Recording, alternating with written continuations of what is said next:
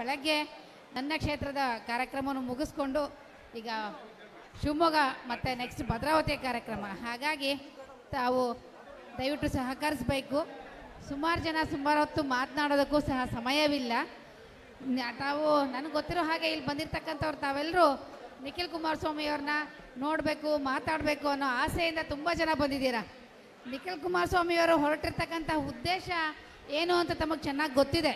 ಮುಂದಿನ ದಿನದಲ್ಲಿ ತಾವೆಲ್ಲರೂ ಅದಕ್ಕೆ ಸ್ಪಂದಿಸಿ ಖಂಡಿತ ಜಾತ್ಯತೀತ ಜನತಾದಳಕ್ಕೆ ಏನು ನಮಗೆ ಬಹುಶಃ ಮಹಾನಗರ ಪಾಲಿಕೆಯ ಎಲೆಕ್ಷನ್ ಬರುತ್ತೆ, ಅದರಲ್ಲೇ ಪ್ರಾರಂಭ ಆಗುತ್ತೆ. ನಿಮ್ಮೆಲ್ಲರ ಒಂದು ಶಕ್ತಿನ ಅವತ್ತು ತಾವು ತೋರಿಸ್ಬೇಕು.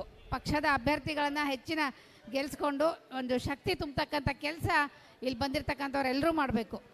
ನಮ್ಮ ಶಿವಮೊಗ್ಗ ನಗರದ ಮಾಜಿ ಶಾಸಕರು ಆತ್ಮೀಯರು ಆದಂತಹ ಪ್ರಸನ್ನ ಕುಮಾರ್ ಅವರು ನಾವು ಎಲ್ಲರೂ ಒಟ್ಟಿಗೆ ವಿಧಾನಸಭೆಯಲ್ಲಿ ಕಾಲಿಟ್ಟಿರ್ತಕ್ಕಂಥದ್ದನ್ನು ಎಲ್ರಿಗೂ ಗೊತ್ತಿರ್ತಕ್ಕಂಥದ್ದು ವಿಚಾರ.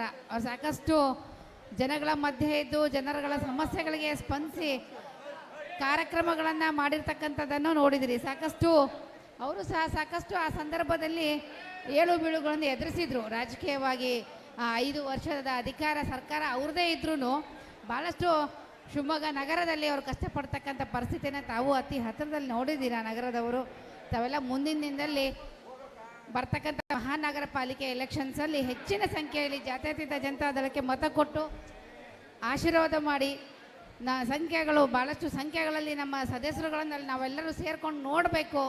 ಆ ನಿಟ್ಟಿನಲ್ಲಿ ತಾವೆಲ್ಲ ಕಾರ್ಯಪ್ರವೃತ್ತರಾಗಿ ಅಂತ ಹೇಳ್ತಾ ನಾವು ನೀವು ಎಲ್ಲರೂ ಸೇರಿ ನಿಖಿಲ್ ಅವರ ಒಂದು ಮಾತನ್ನು ಕೇಳೋಣ ಅಂತ ಹೇಳಿ ನನ್ನ ಮಾತು ಮುಗಿಸ್ತಾ ಇದ್ದೀನಿ. ಧನ್ಯವಾದಗಳು. ಪಕ್ಷಕ್ಕೆ